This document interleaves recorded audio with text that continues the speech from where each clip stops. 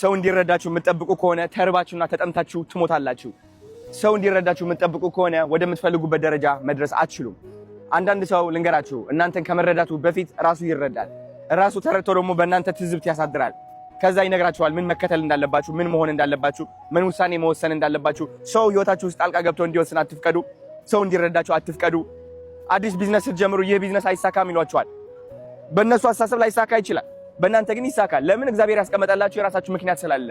ስለዚህ ያ ለብቻችሁ የተቀመጠው ምክንያት ሰው እንዲረዳላችሁ የምትፈልጉ ከሆነ ያ ውስጣችሁ ላይ ያለው ምክንያት በረከታችሁ አይሆንም ማለት ነው። ሁሉም እንትን ያደርገዋል፣ ይወርሰዋል ማለት ነው። ተረዳችሁ? ስለዚህ በረከት ሲባል ማንም ሰው ሳይረዳችሁ የራሳችሁ ምክንያት ይዛችሁ መጓዝ ነው። ምክንያታችሁ የሌላ ሰው ምክንያት ሳይሆን ሲቀር መከፋት አቆማችሁ፣ በቃ ችግር የለውም ይህ ምክንያቴ በረከቴ ነው ብላችሁ ስትቀጥሉበት ነው። ተረዳችሁኝ?